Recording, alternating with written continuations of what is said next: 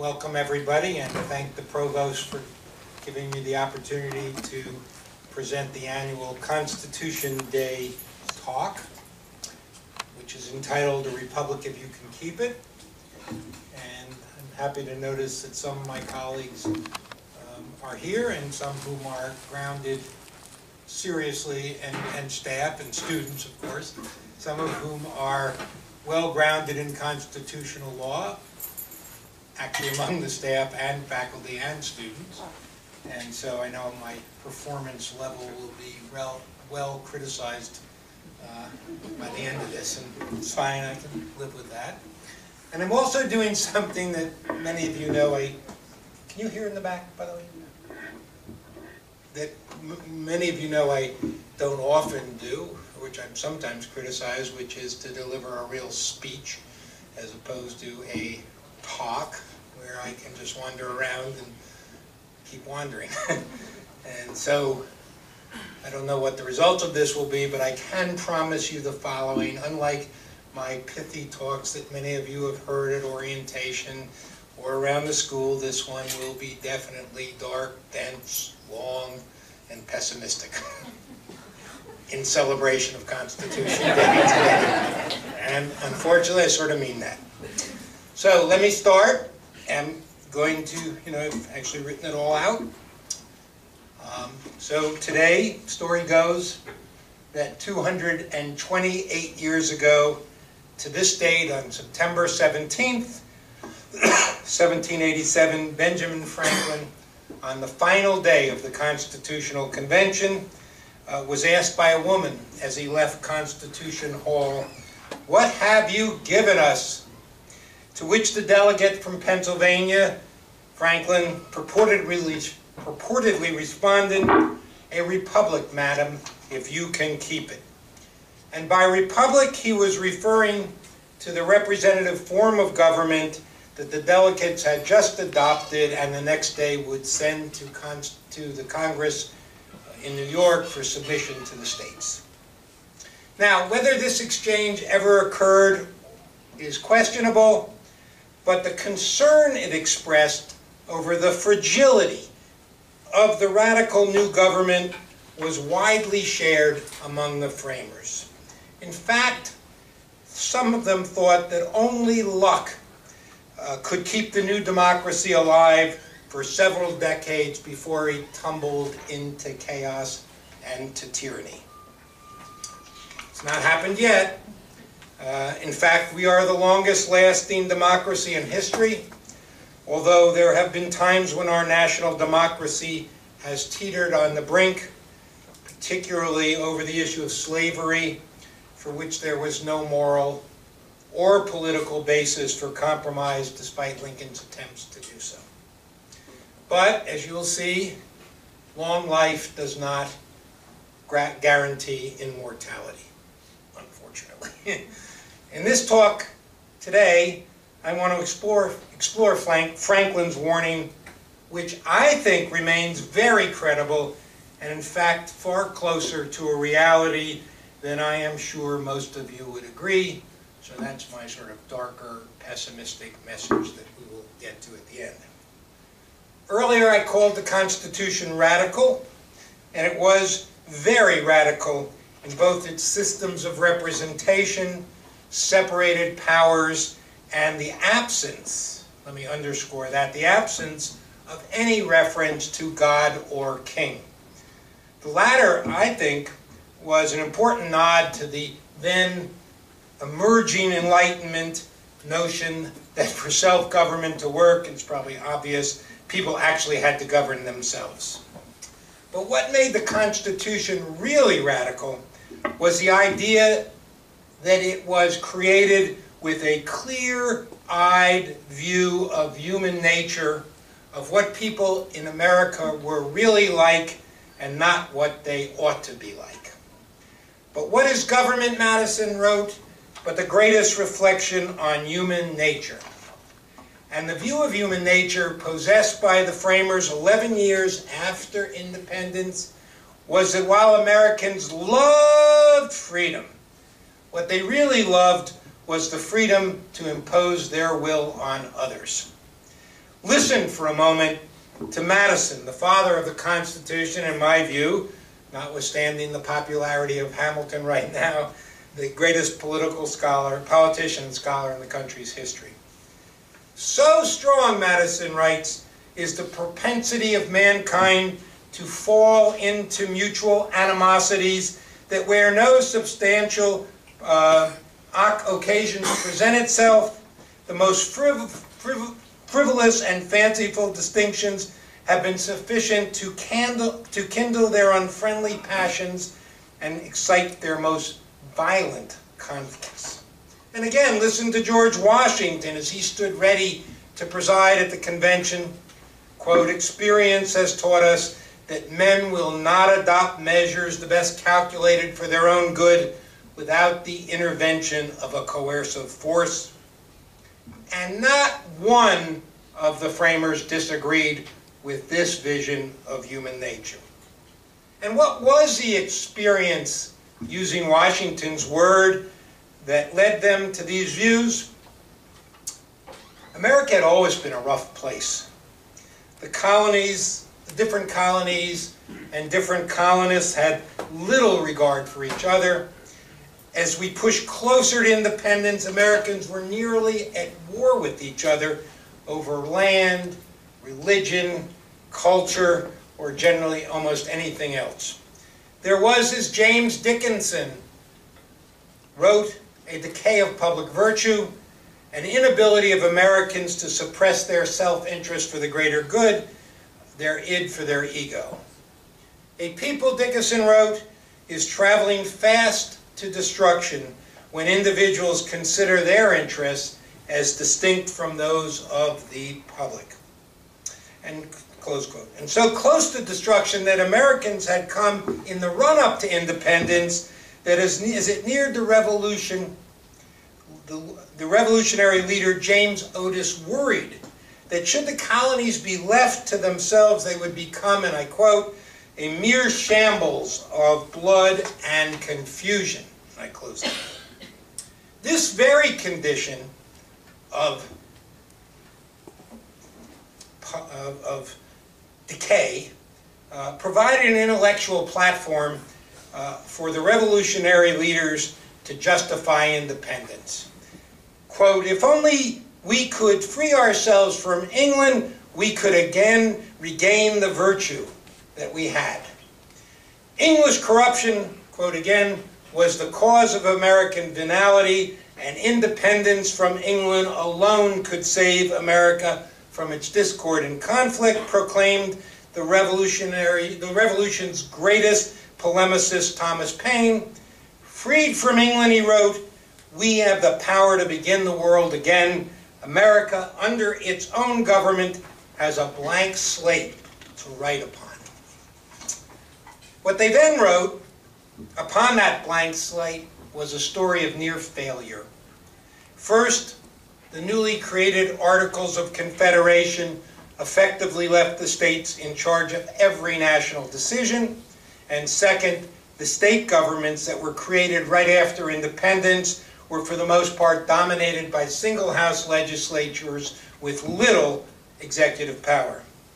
The premise for both of these levels of governments was that virtuous Americans, virtuous, let me underscore that word, they used it all the time, would be able to suppress self-interest for the greater national or state good.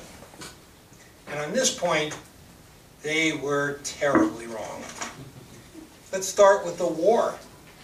Yes, we won it, but the victory was miraculous given the absence of any real support from the new states, and without the French and loss of English will, it would have been almost certainly gone. It would have almost certainly gone the other way. Out of a population of 2.5 million people, fewer than 1%, 2,500, were willing to join the regular army, and state after state refused to supply the necessary resources to make victory possible. Listen here to General Nathanael Greene, quote, "A country overflowing with plenty is now suffering an army employed for the defense of everything dear and valuable to perish for lack of food. Or Private Martin Plum, whose diaries are quite amazing. The army was now not only starved but naked.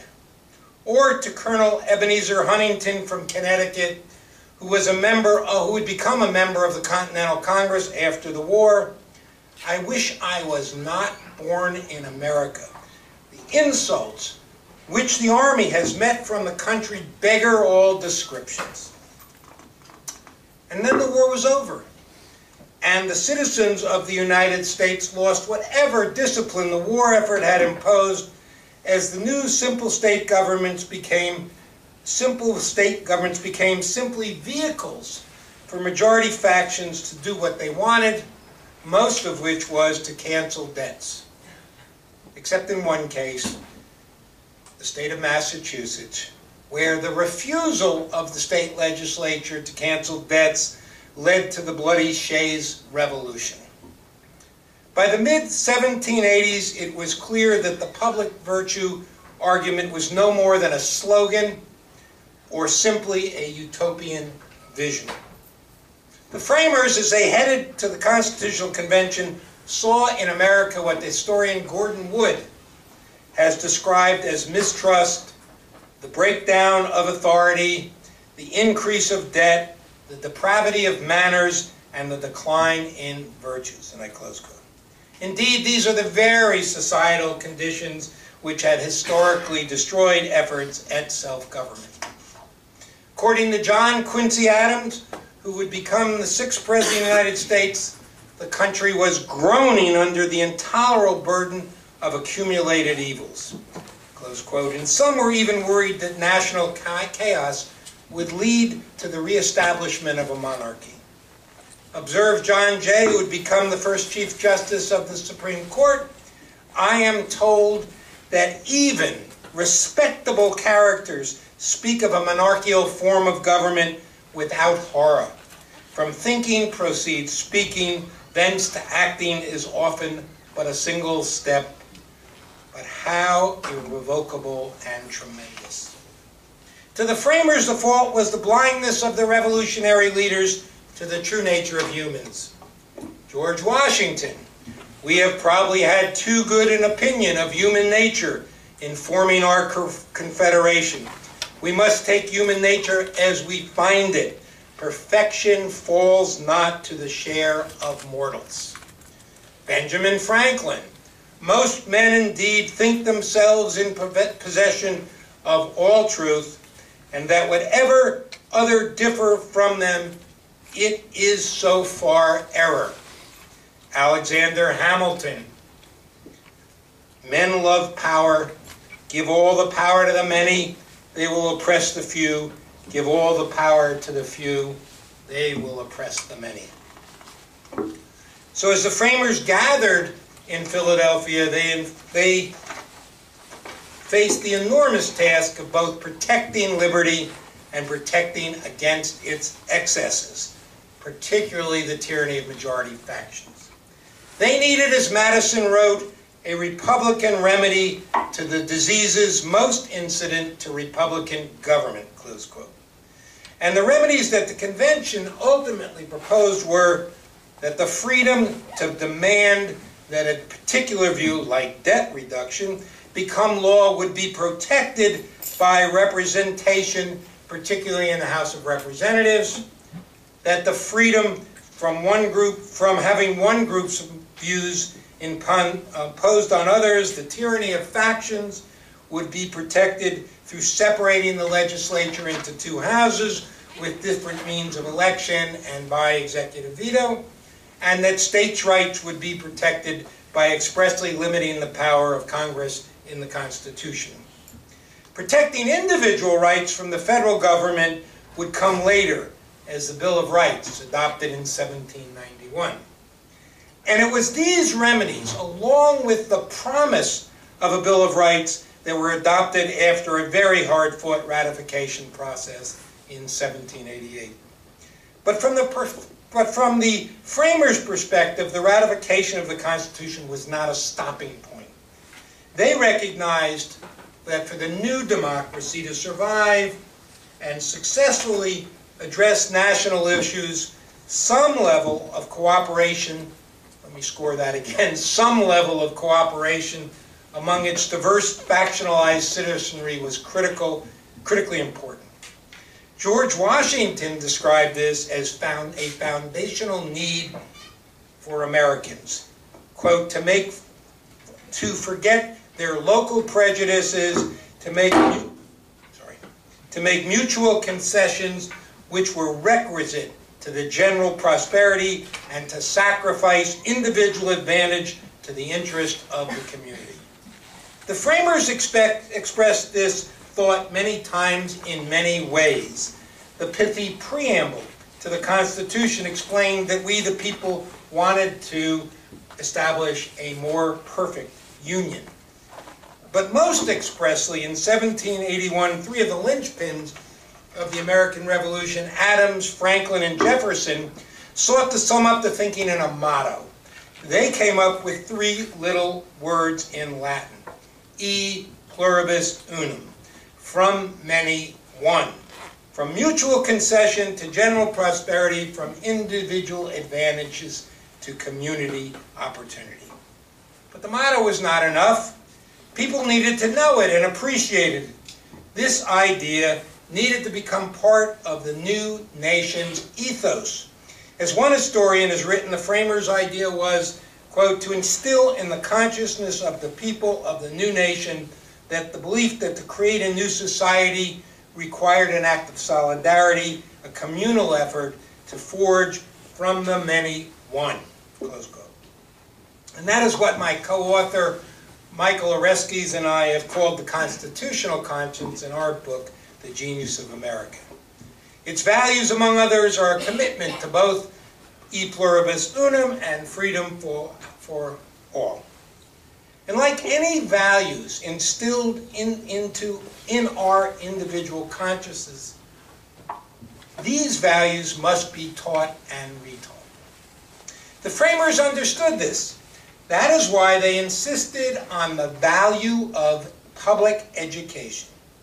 And listen to these words again. Madison, a popular government without popular information or the means of acquiring it is but a prologue to a farce or a tragedy.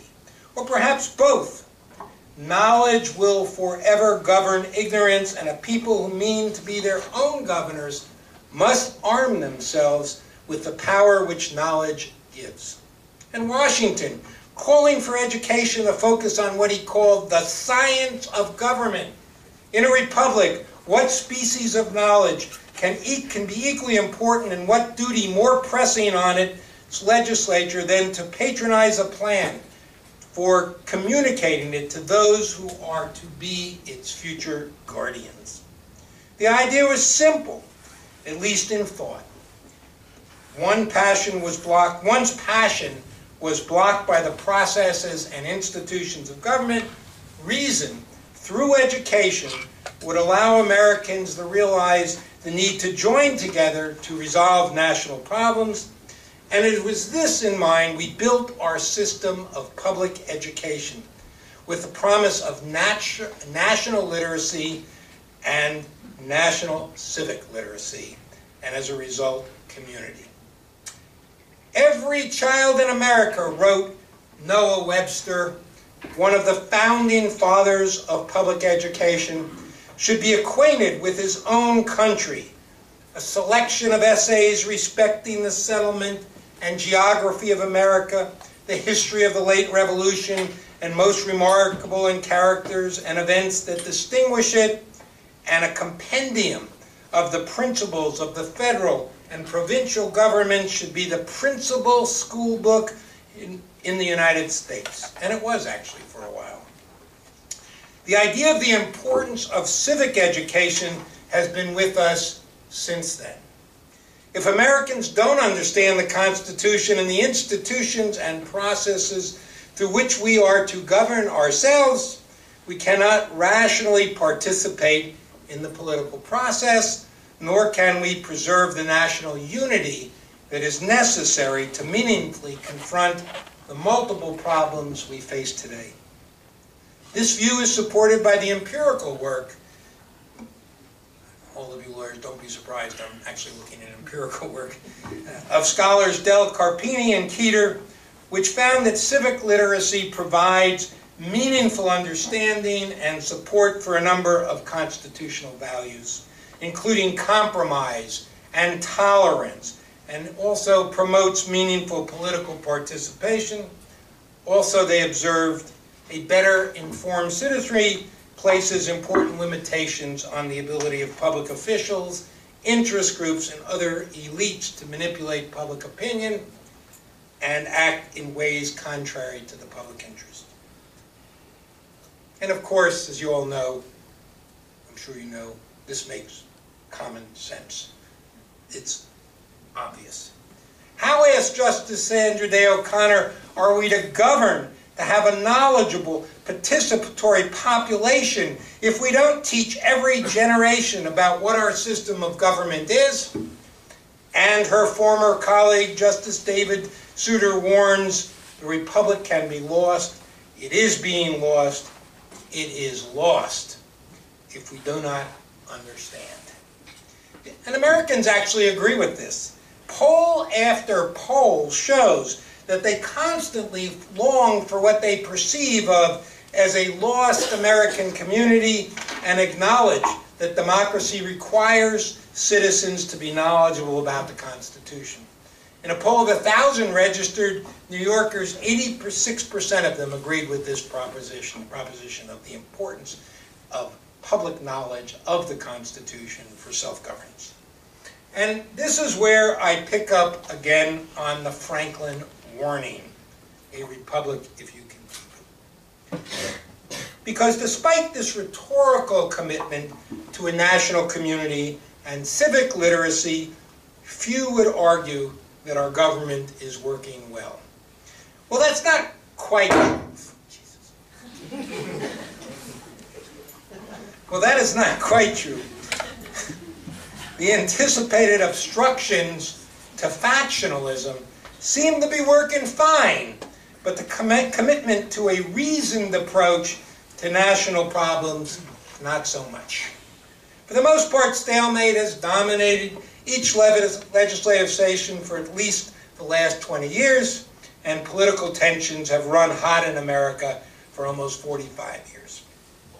We are unable to address the problems that confront us.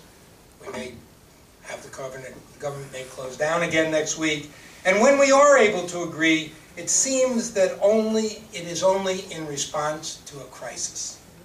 Occasional breakthroughs or a moment of hope simply return to stalemate. Everyone has someone to blame. Too much money in politics, too much ideology, too much wrong ideology, or the partisan way conditional congressional districts are drawn, or the pathetically low levels of participation in elections. And in one sense or another, all of the above contribute to the problem. But I'm sticking with the framers.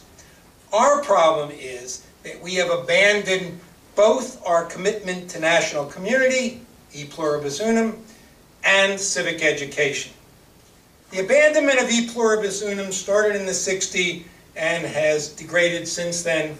It's a topic that I'm actually writing something about now and too long to deeply explain at this moment.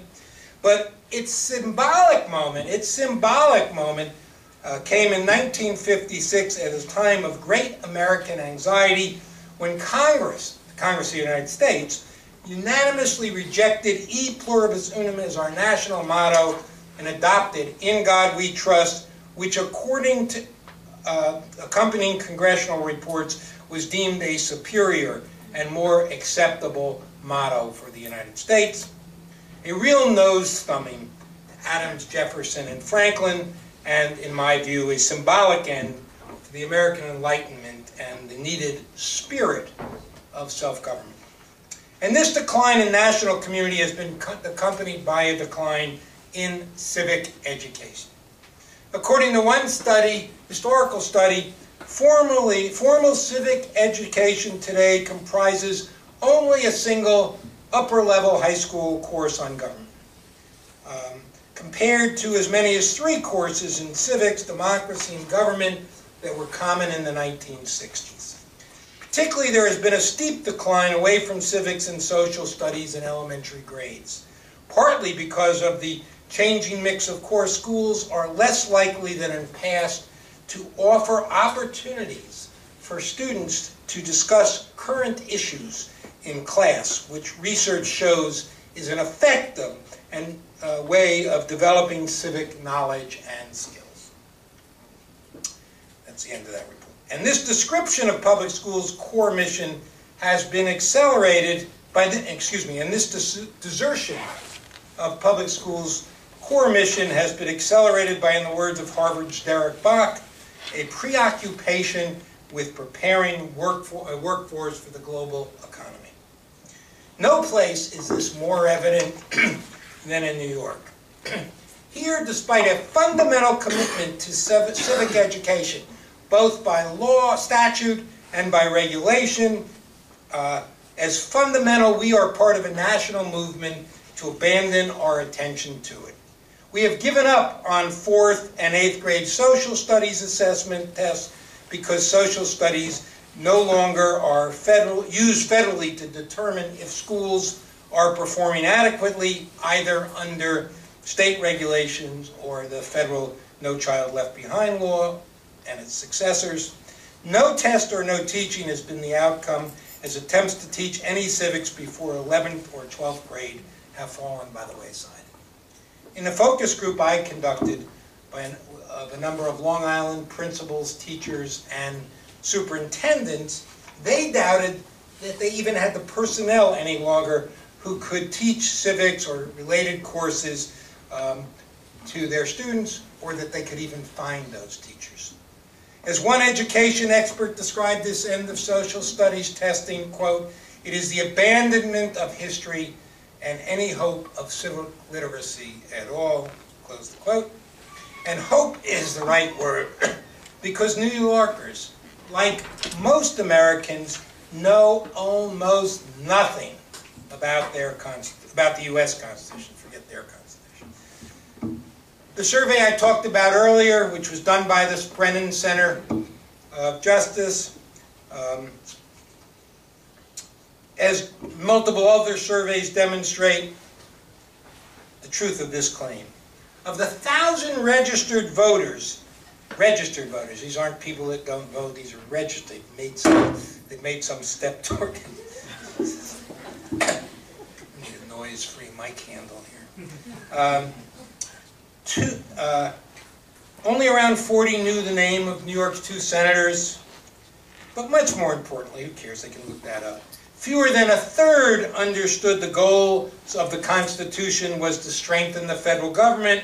Nearly a third believed that the framers were seeking to create a Christian nation as they drafted the Constitution. Fewer than 20% knew anything about factionalism and the Constitution's attempt to tame it, and a third thought the purpose of the Constitution was to strengthen the states. Over 40% thought the framers believed that the people would live together in freedom if the government did not interfere, and only 5% understood the Constitution's commitment to block a tyranny of the majority. And the list goes on, and the list just goes on. And then if you look at the voting results, how low they are, 30% in New York in the last governor last year, and nationally not much better, you really get a sense of the pathos of our system. Let me end by describing, yes, the end. Let me end by describing a 1959 letter exchange between Robert Biggs, a former captain under General Eisenhower's European Command, and then President Eisenhower. So the Biggs and Eisenhower are writing a letter to each other. Worried that the confident America that they had fought for and created was slipping away, Biggs wrote, to Eisenhower, "We are in a particular time in our history of our country when normal confidence and feeling of security are easily shaken. We need to be wanted, as we sometimes feel in church or most of the time at home with our loved ones. Many politicians might have replied with "thank you for your recent letter," a note of sympathy, and perhaps in this case a word or two about the great victory that they had shared only 15 years or so earlier. Not Eisenhower. His answer provided no such sympathy or camaraderie. Indeed, his response was a warning about the true nature of democracy and, quote, taxing, quote, burden it places on each citizen to preserve it. He wrote, "Democracy is not like a military command. Indeed, it is in many ways the opposite. Its strengths come not from higher authority, but from the arduous work each citizen must undertake to understand complex issues and form his or her own views. Only through being better informed," he wrote, "can the democracy be sustained. This quest for knowledge is," according to Eisenhower, "long and arduous, but vital to self-government and to our way of life as free men and women. From these free and informed minds," continues Eisenhower, "comes new ideas, new adjustments to emerging problems, and tremendous vigor and vitality and progress." And finally, Eisenhower warns us, "The taxing nature of democracy is what makes authoritarian government so attractive. Relief from such efforts is their promise. Under such regimes, totalitarian regimes, people can experience the freedom from necessity of informing themselves and making up their own minds concerning the tremendous and complex and difficult questions." Close quote. So I think we're heading there, as the absence of civic education, the lack of national community, which are tied together, demonstrate. And there are some serious scholars right now that are writing that America has already collapsed into an oligarchy. I'm not one of them. We are in a real sense of without, though I do share this view, sense of national community and without civic education. I'd like to end it there, but you have to come up with some remedies, so I'm going to come up with some that I would suggest. And my remedies are clear and absolutely unattainable. Mandatory national service, and they all are directed to two things: building national community and building national civic education. Mandatory national service, a drafted military, mandatory voting, mandatory meaningful civic education, and perhaps a better understanding of the dynamic by which bigger government, even big government, undermines our desire to participate. This latter one I'll just take a minute on. So this is although I'm labeled frequently as a liberal, whatever that means, this is a seriously anti-liberal view. The worry I express here is if the federal government, no matter how good they are at doing it or doing stuff, does it create a disincentive in people on states and localities to participate? We don't make a difference syndrome. And I think that is something that we have to look into. But those are my changes. I cannot act alone on them. It's all not up to me anymore. It's up to all of you. And as Franklin said, my final warning is a republic if you can keep it. So I'm happy to take any questions. If anyone wants to ask any questions, just stand up and do it. And if you don't, Leon, did I pass? Isn't the real problem an economic problem? I mean, if everybody knew what the Constitution meant, and civics classes were reintroduced, we still have, you know, a major dispute between, you know, the have-nots and the haves. And even if they understood what the Constitution meant, there would still be this bitterness because of the, you know, the fact that the people at the bottom, or the people of the lowest two-thirds, are just very, very dissatisfied with their economic condition. I mean, in other words, what people said, you think government is doing a thing. 80% say no. Well, why is government not doing anything? And the reason is because our own economic situation is so bad. And the answer, I hate to put it this way. You're going to give me my answer, then good. I'll sit there. The Republicans say it's all because of immigration. I mean, in other words, rather than say something about how we can change that inequality, they you know, figure out who can we blame for what's going on. I mean, isn't that the real problem? No, I don't think that's the real problem. I think that is a real problem that we are not confronting. But under my model, if people were really participating in the government and trying to address national problems, notwithstanding the failure, you know, that there may be grudging and ugly compromises, they might be able to resolve those issues. But they certainly can't resolve those issues if they don't know what you're talking about. And, you know, so people have a feeling, you know, I could be, not that I want to mention any particular candidate, I could just say, you know, get me in there, I'll take care of it, which is the anti-enlightenment view that I'm complaining about, you know. But I actually think with a fully engaged government, you have a better shot at answering all of these questions than you do.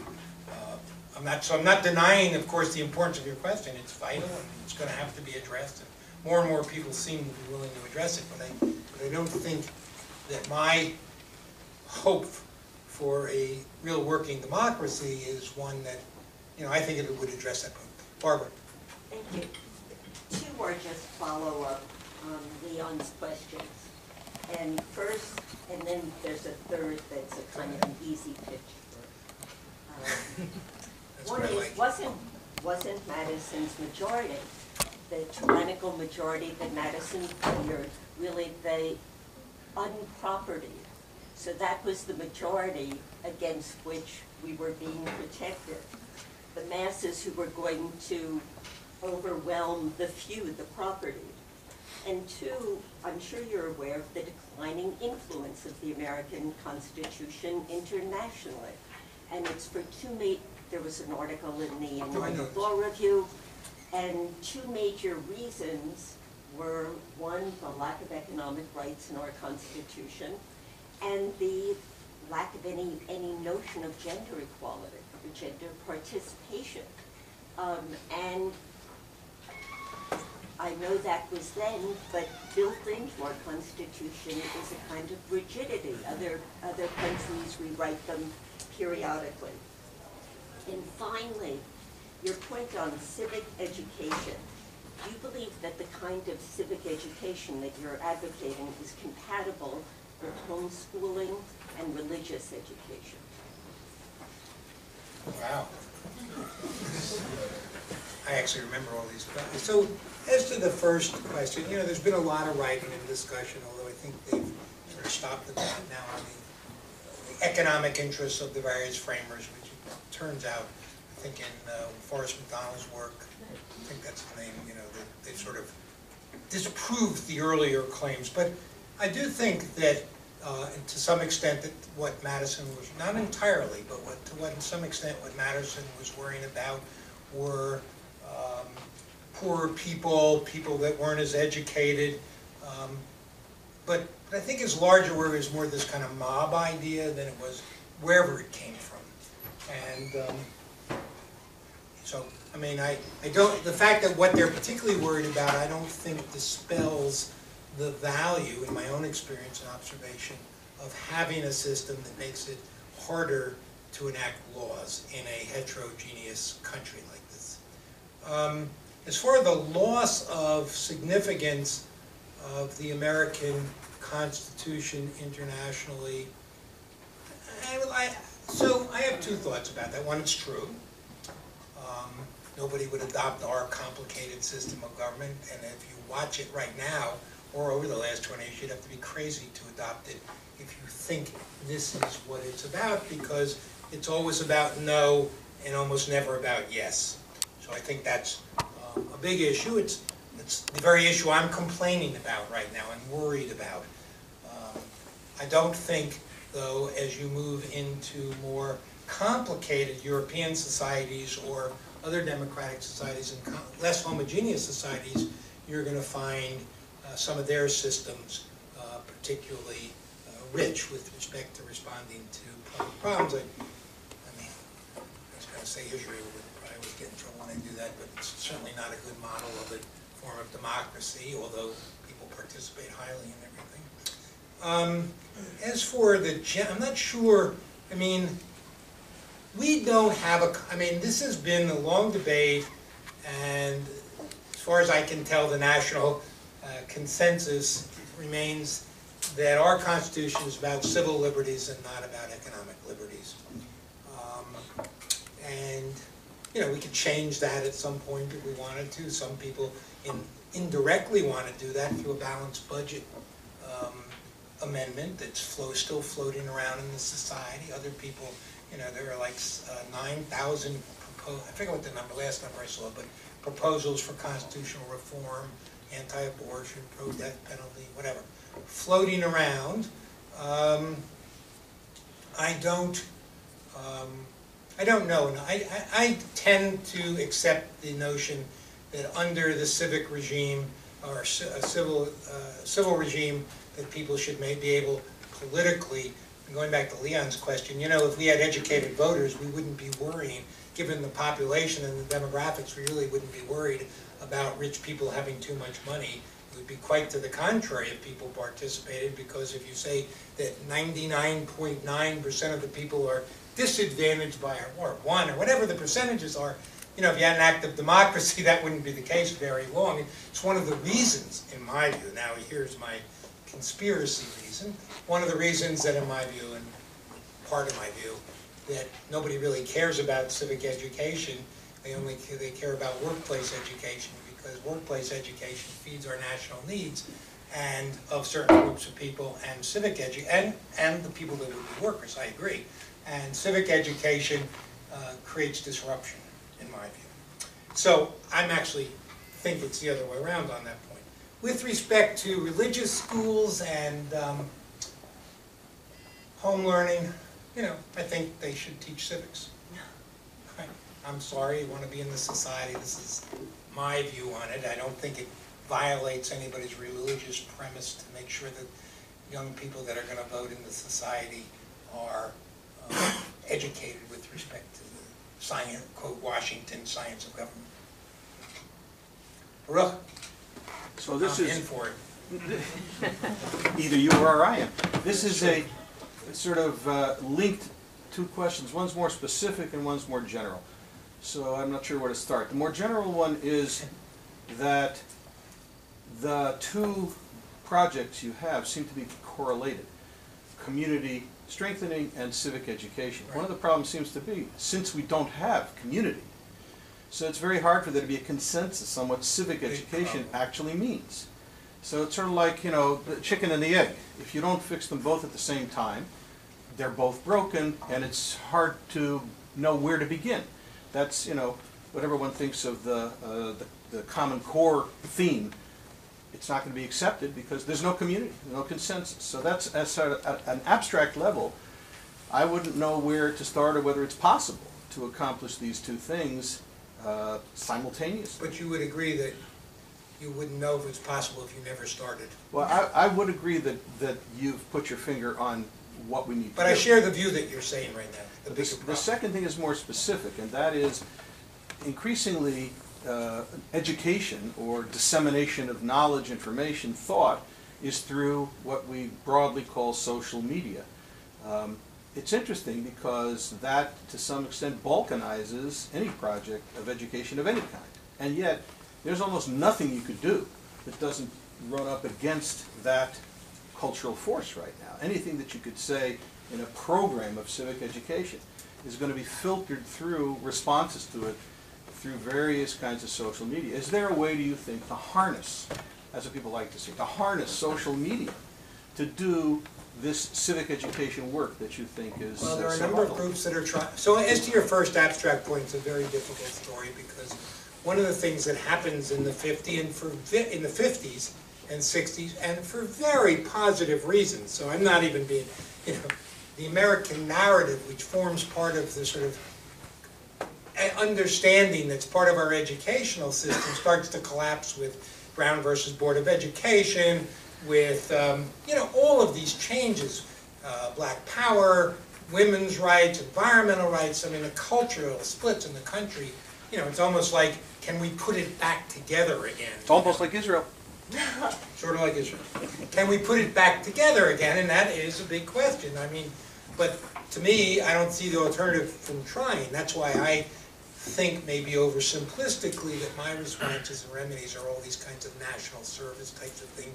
That we at least, get to know each other a little bit, like during the WPA when they had these camps from people all over the place. So, does it definitely work? On the, what was the latter thing you said? Social media.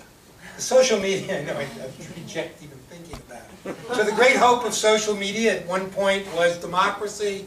We could all understand it, and what it turns out to be is, like Rush Limbaugh. Ditto, everybody goes to the places that reinforce their ideology as opposed to the places where they learn, or where, so I don't go listen to Rush Limbaugh, maybe I should, and they don't go listen to whatever some more liberal show is, I don't know. So it's a big problem, and I think that a part of any discussion, I don't have the answer to this problem. I think part of any answer to this is there a way to harness social media to accomplish some of these goals, to make us, it's made us a smaller communities rather than a larger community. It's the most amazing thing. And even if, we're the Facebook community, or we try to do all this community, I talk about it all the time, orientation when I'm recruiting you, some of you. And, I believe you can form these things, but this is a very complicated process, to which I don't know the answer. Anybody else? Okay, thank you all.